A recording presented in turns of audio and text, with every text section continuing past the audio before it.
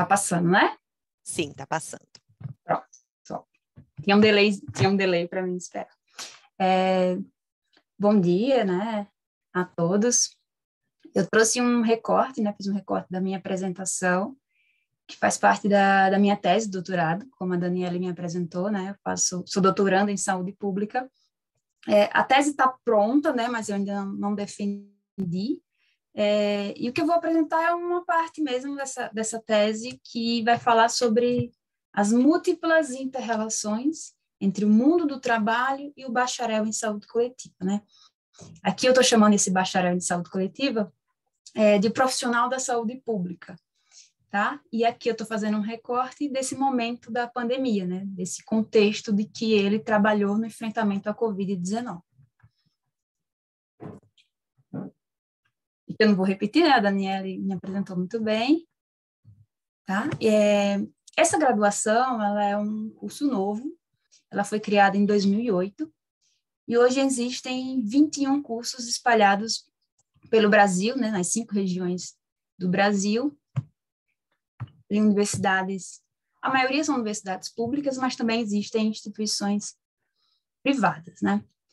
Quando a gente pensa em uma formação em nível de graduação, há um projeto pedagógico, há um corpo de docentes pensando em intenções, né? Para que eu vou formar esse profissional? Por que uma nova graduação, né? Já que já existem várias graduações na área da saúde, para que mais uma? Então, se pensou, havia intencionalidades, como em todas as graduações, há intencionalidades, né, em formar um profissional, né? Vou formar o profissional para quê? Mas quando esse profissional se insere no mundo do trabalho, ele apresenta limitações no sentido, ele não faz exatamente o que ele aprendeu. Por quê?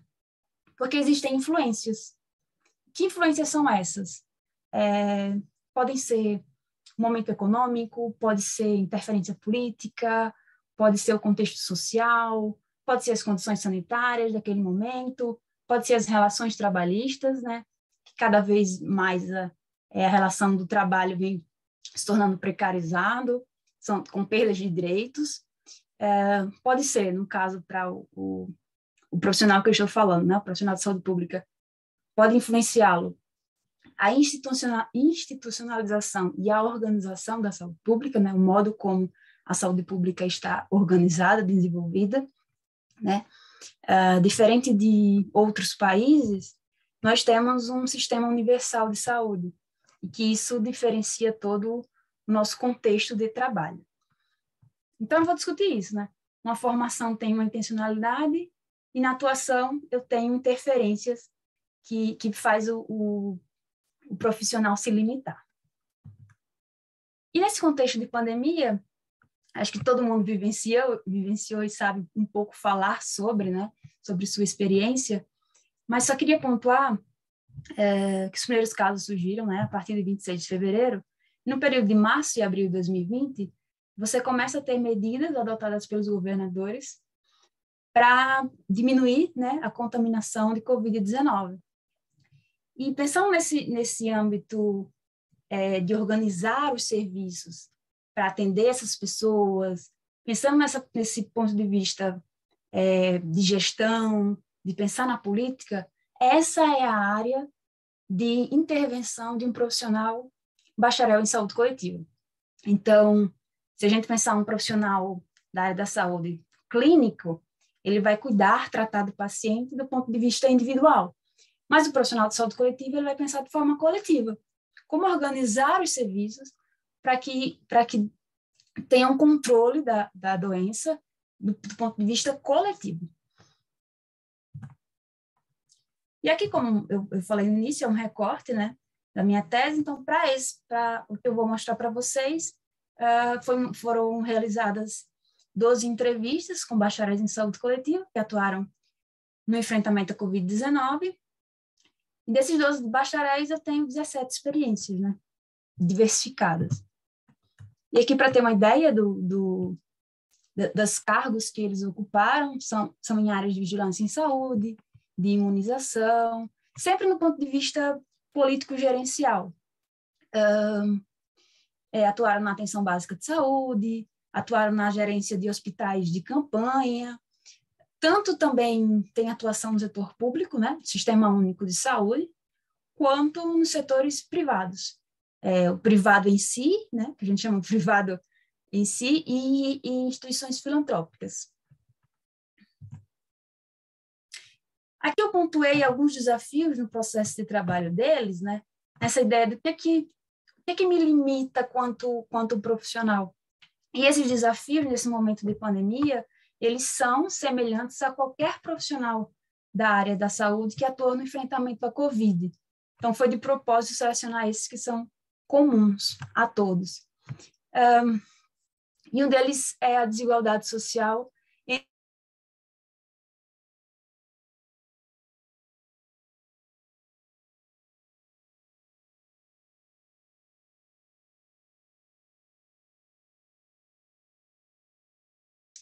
Não necessariamente faz muito. Então, a pandemia, a população pobre, periférica, foi a que mais sofreu.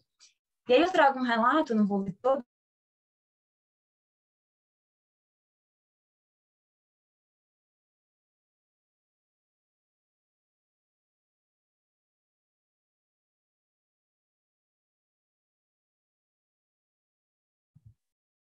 Pronto. Isso, tá joia. Parou nesse? Você, acho Não que a gente lembra. ouviu até o final do anterior, isso, porque eu não ouvi nada da Coreia do Sul. Tá bom. Pronto. Eu estava falando sobre... Acho que o anterior ele é uma capa, na verdade. Ele fala sobre alguns desafios. Eu estava falando sobre alguns desafios que eu trouxe, né, no enfrentamento à Covid, que podem ser semelhantes a qualquer profissional da saúde que trabalhou nessa perspectiva. Então, um deles é a desigualdade social entre os países. Ampla testagem, rastreamento eletrônico, controle das fronteiras e lockdown são estratégias que deram certo em países desenvolvidos e que não necessariamente, na verdade, têm suas fragilidades quando são aplicadas em países subdesenvolvidos ou em desenvolvimento, como é o nosso caso aqui no Brasil. Então, aqui, a gente pode dizer que quem sofreu mais com a pandemia foi a população pobre, periférica e preta. E aí eu trago uma fala de uma das minhas entrevistadas, que ela teve uma experiência de atuar na Coreia do Sul.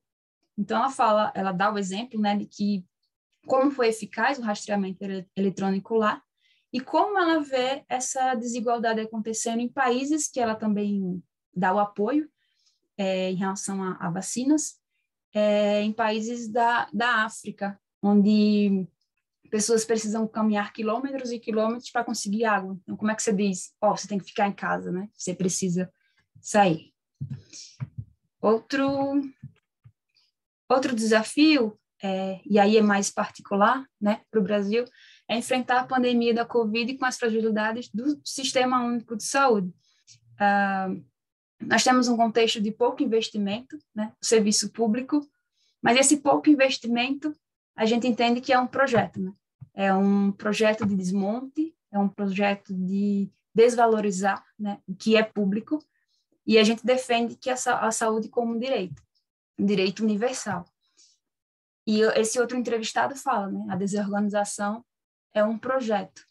Então, você está atuando dentro de um sistema que por si só há interesses, né, diversos políticos, econômicos, para que não funcione com qualidade que deveria funcionar. Outro desafio é a fragilidade do governo federal no enfrentamento à Covid-19. O próprio presidente da República, o Jair Bolsonaro, tinha discursos que eram negacionistas, né, de incentivos e distribuição, inclusive, de medicamentos que não tinham comprovação científica para o tratamento nem para a prevenção da Covid-19. E mesmo comprovando cientificamente que esses medicamentos não funcionavam, ele insistia em indicar para as pessoas usarem, né? Mas, em contradição,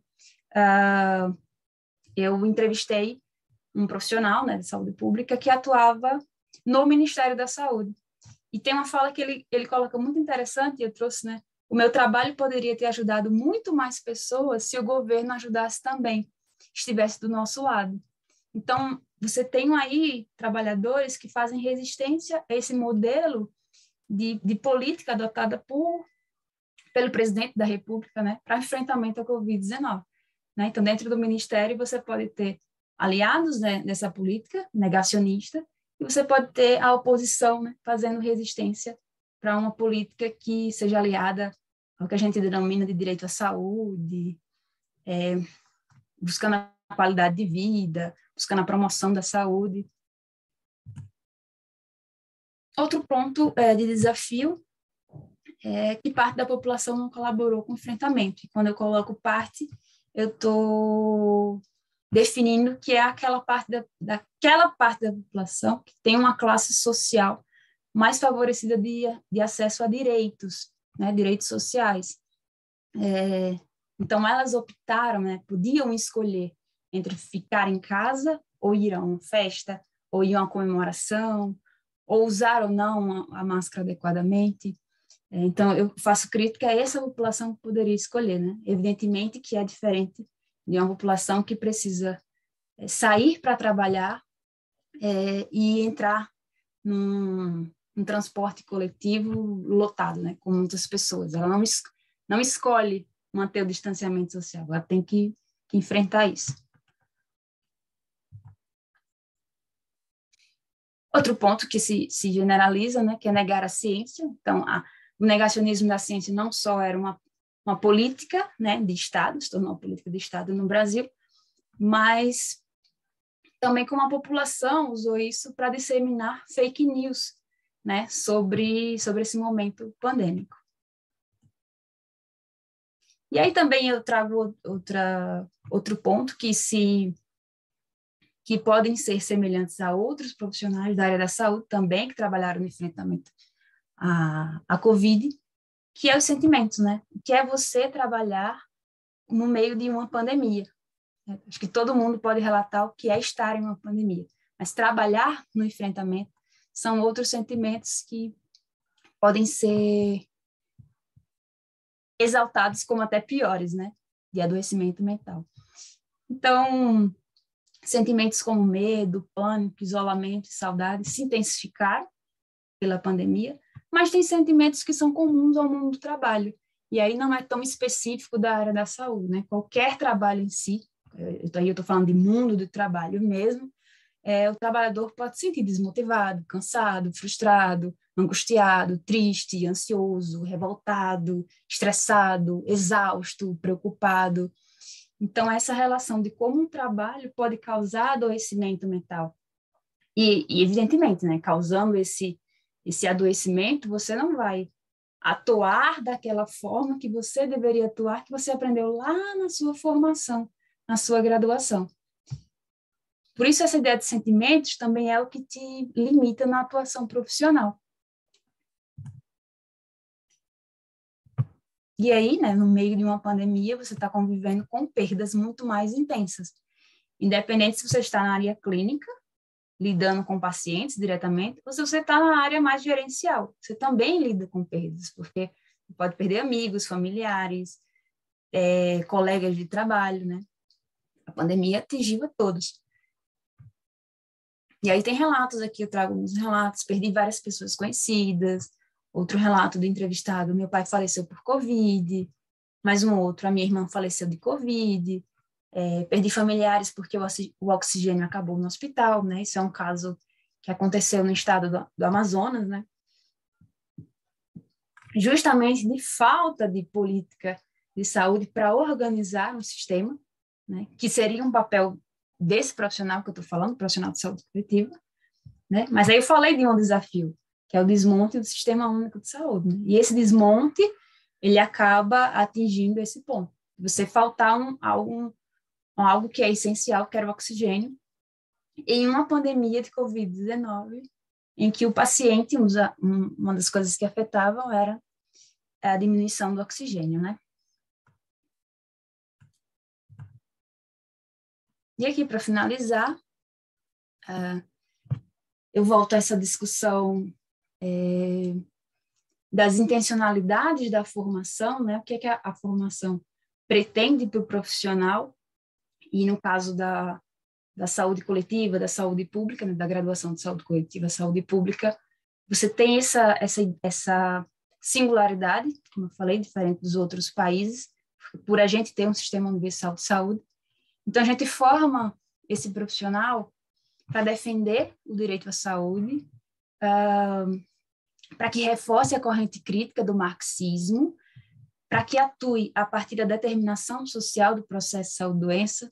E o que é isso? Essa determinação social do processo de saúde-doença é algo que vai rebater a um outro modelo hegemônico na formação da área da saúde, que é a ideia de formar de uma forma biologicista.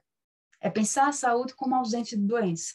A gente pensa diferente. A saúde como um conceito ampliado, né? A sua saúde pode sofrer interferências pelo seu trabalho, pela sua moradia, se você tem acesso a lazer ou não, se você tem educação. Então, a gente pensa a saúde de uma forma mais ampliada do que as outras formações na área da saúde, vai pensar do ponto de vista clínico, né? Se existe um agente etiológico te influenciando, te afetando ou não. Então, essa graduação, quando foi criada, ela tinha pensava assim, uma certa novidade, né? Eu vou criar um novo profissional da área da saúde, e que a gente vê que esse novo, ele também é influenciado por contextos externos que limitam a atuação dele. São as relações de poder, a condução da política de saúde, o interesse do gestor, a disponibilidade de recursos financeiros, a situação econômica, as disputas políticas, os fatores sociais, a situação sanitária e as relações trabalhistas. São perguntas que eu fiz lá no início e que agora eu estou respondendo. Todos esses elementos contextuais influenciam na atuação desse profissional e possivelmente vai influenciar na atuação de qualquer um outro profissional, né? Porque o mundo do trabalho é isso, é você está em constante interferência com outros aspectos. E aí uma relação que eu trago, né, é que os docentes dos cursos de graduação em saúde coletiva podem fomentar estratégias metodológicas para aproximar o estudante a esse mundo de trabalho. Claro, não que ele vá mudar esse mundo de trabalho, porque são desafios estruturais, né? Mas que ele entenda que existem esses desafios estruturais e que ele tente criar um mecanismo de escape, pelo menos para proteger a sua saúde mental, né? De entender o que ele pode fazer do ponto de vista micro, né? Que intervenções eu posso construir no meu local de trabalho, e que tem intervenções que eu não posso construir porque são desafios mais estruturais, que eu não tenho autonomia para intervir. Então é isso, eu concluo aqui a minha apresentação e agradeço muito pelo convite. Obrigada, eu que agradeço. Você pode... Isso, eu ia falar para de compartilhar a tela. Eu tenho uma pergunta para você, né? Você falou desse movimento de resistência, né? Que realmente tem que ser um movimento de resistência, porque é bem nadar contra a corrente, não só do ponto de vista da política em vigor, mas também desses outros aspectos que você mencionou, aspectos trabalhistas, um aspecto de desmonte que vem ocorrendo ao longo do tempo, tal. Então, dado esse cenário atual, como que você acha que vai ser para os profissionais de saúde enfrentarem agora o pós-Covid? Porque tinha aquela motivação muito forte no começo, de uma doença que no início não tinha vacina, né? Ninguém sabia direito como tratar, e agora todo mundo já muito cansado, com um sistema com desmonte. Como que você imagina que vai ser agora esse enfrentamento de todo o pós-Covid, especialmente por causa das doenças que ficaram, né, para algumas das pessoas que foram afetadas? Sim, a gente usa exatamente esse termo, né? Pós-Covid, porque são pessoas que, não só o pós-Covid no sentido de que a pandemia vai passar, mas é o pós-Covid de que você teve a doença e de que seu corpo teve consequências pela doença, né? E que essas consequências você vai seguir por um tempo. talvez até seja crônico, né? Você tenha conseguido atribuir algo crônico, alguma doença crônica. Mas, do ponto de vista da rede de atenção, né, que a gente tem que organizar os serviços para que todas essas pessoas com essas necessidades especiais sejam atendidas, esse pós-Covid tem que ser incluído, né? Todo mundo tem que ser atendido de forma integral. Isso do ponto de vista individual, né? Vamos dizer assim. Em relação ao mundo do trabalho, a gente entende que esse pós-Covid, né, é um momento de que a pandemia diminuiu e que a gente não vai usar mais o termo estamos em pandemia, porque pandemia significa que a doença está em vários países ao mesmo tempo. Então, se você tem essa doença controlada, ela não é mais uma pandemia. Ela pode se tornar uma endemia, ou seja, surtos podem acontecer em alguns países específicos. Mas o que a gente entende, assim como a gente lida com a gripe, né? A vacina da gripe todos os anos, que a gente, principalmente os idosos, né, tem que se imunizar, os profissionais de saúde também, são grupos prioritários, que a Covid vai ser uma doença endêmica, o que significa que a gente vai ter que aprender a lidar com ela. O vírus vai sofrer mutações, né? Como ele veio sofrendo antes da vacina. Acreditava-se, inclusive, na imunidade de rebanho, né? Alguns políticos, não especialistas da área, né? Mas alguns políticos fizeram essa política de imunidade de rebanho. Vamos deixar as pessoas se contaminarem porque elas vão pegar a imunidade. E, na verdade, quando o vírus sofre mutação, essa imunidade que você tinha não vale de nada, né? Como se fosse uma outra doença. Então, o que se entende até aqui é que esse pós-Covid a gente vai continuar trabalhando com uma doença endêmica como a gripe, e é um vírus Covid, né? Então, a ideia é que se mantenha as vacinações anualmente e que se mantenha esse controle, porque não querendo fazer prognósticos, né? Mas como a nossa relação como ser humano e meio ambiente está cada vez mais conflituosa, então outras pandemias podem surgir. E estudar essa pandemia em si, mais aprofundada, ver assim, o que é que deu certo, o que é que não deu certo, que políticas aconteceram, o que é que não aconteceram, é importante para a gente se preparar para as próximas. Pode ser que a gente não esteja vivo nas próximas, mas é importante para as outras gerações entender, né? E se preparar. Ai, é lindo esse trabalho da saúde pública, ainda bem que tem quem faça isso, porque realmente é um trabalho hercúleo e que exige essa noção de legado, né? Que não é assim, pronto, já fiz, acabou, isso daí, né? Não, é importante fazer essa análise para deixar essa lição aprendida para o futuro. Jussara, obrigada pela sua participação, foi excelente sua palestra. Imagina, eu que agradeço. Espero que você consiga finalizar aí com chave de ouro a sua tese. Obrigada. Obrigada.